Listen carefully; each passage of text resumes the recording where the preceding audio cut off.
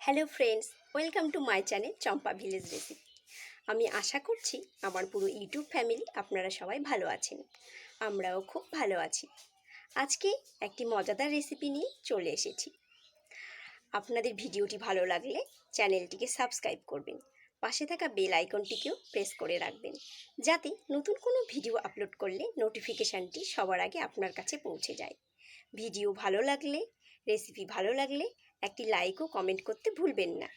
আসুন তাহলে আমরা এবার কিচেনে যাই, রেসিপিটি শুরু করি। আমি এখানে কিছুটা কচু শাক নিয়েছি। কচু শাকেরই একটি রেসিপি বানাতে চলেছি। কচু শাক ভীষণ উপকারী, এটি পিওর অর্গানিক, এতে কোনো রাসায়নিক প্রয়োগ করা থাকে না। এটি যেভাবেই রান্না করা হোক এটি ভীষণ উপকারী। কচু শাকগুলোকে আমি এখন ধুয়ে ভালো করে কেটে নেব। আপনারা সঙ্গে থাকুন, কেউ স্কিপ করবেন না, পুরো ভিডিওটি দেখুন। একটু অন্য রকমের রেসিপি। আমার এই কচু শাকগুলো ধুয়ে কেটে নিয়েছি। কচুর শাকে প্রচুর ভিটামিন এ রয়েছে, যাদের রাতকানা রোগের প্রবলেম তাদের জন্য ভীষণ উপকারী। এছাড়াও এতে প্রচুর মিনারেল রয়েছে, ক্যালসিয়াম রয়েছে ও আয়রন রয়েছে। ভীষণ উপকারী একটি শাক। যাদের রক্তাল্পতা রয়েছে তাদের জন্য এটি ভীষণ উপকারী। আমি এগুলোকে এখন একটু সেদ্ধ করে নেব। কচু শাকগুলোকে আমি একটু সেদ্ধ করে নিয়েছি। সেদ্ধ করে নেবার পরে কচুর শাকগুলি এরকম হয়েছে।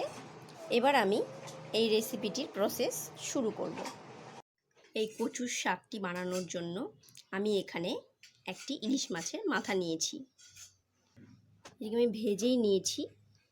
এবার আমি এই কচুর শাকের রেসিপিটি এখন শুরু করব। এখানে কড়াতে হিট হয়ে গেছে। এবার আমি ফোড়ন দেব। 3টে কাঁচা লঙ্কা, 5 ফোড়ন দিয়ে নিলাম। ফোড়নটিকে একটু কড়া করে ভেজে নিলাম। এবার আমি সেদ্ধ করা কচুর শাকগুলোকে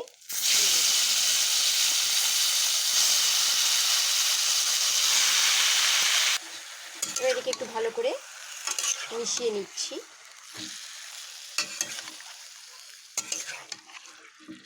এইভাবে এখানে আমি একটু হলুদ গুঁড়ো দিয়ে নেব, একটু আমি নুন দিয়ে নেব।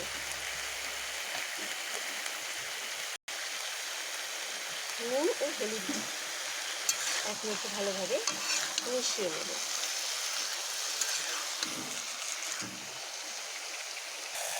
এইভাবে নুন ও হলুদ থেকে একটু ভালোভাবে মিশিয়ে নেব। কচুর শাক ভীষণ উপকারী একটি শাক।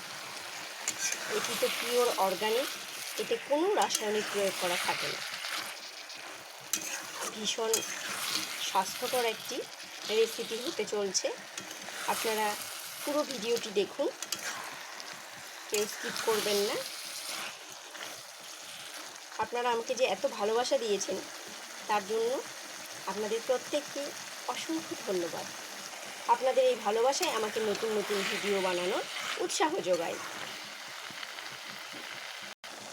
এটিকে আমি এখন বেশ ভালোভাবে কষিয়ে নেব। পুরো রান্নাটা এইভাবে কষিয়ে কষিয়ে করব। আমি এই কচু শাকগুলোকে একটু এইভাবে করে নেব, তাহলে একটু বেশ প্লেন হবে, সফট হবে। এইভাবে একটুক্ষণ বেশ ভালোভাবেই কষিয়ে নেব। এইভাবে এরকম করে দিলে কচু শাকগুলি বেশ সফটভাবে রান্না হবে। এইভাবে এটা আমার কিছুটা কষানো হয়েছে। এবার আমি ভেজে রাখা যে ইলিশ মাছের মাথাগুলি ছিল সেই মাথাটাকে দিয়ে দেব। এবার আমি মাথাটাকে এখানে দিয়ে দিলাম। মাথাগুলোকে এবার একটু এইভাবে ভালোভাবে একটু ভেঙে ভেঙে দেব। এইভাবে খুন্তি দিয়ে এইভাবে এটাকে ভেঙে ভেঙে দেব। এইভাবে কচুর শাক রান্না করলে খুব সুস্বাদু হয়। এইভাবে মাথাগুলোকে এইভাবে আমি ভেঙে দিচ্ছি। এইভাবে মাথাগুলো ভাঙা ভাঙা হয়ে গেছে। এবার আমি এটিকে আরও একটুক্ষণ ভালোভাবে কষিয়ে নেব। বেশ ভালোভাবে কষিয়ে কষিয়ে এই রান্নাটি করতে হয়। এটাকে বেশ ভালোভাবে কষিয়ে কষিয়ে এইরকম হয়েছে। যদি ইলিশ মাছ ভাজার তেল থাকে তাহলে এই কচুর শাকটি নামানোর আগে ওই তেলটি দিয়ে নামালে এটির স্বাদ আরও বেড়ে যায়।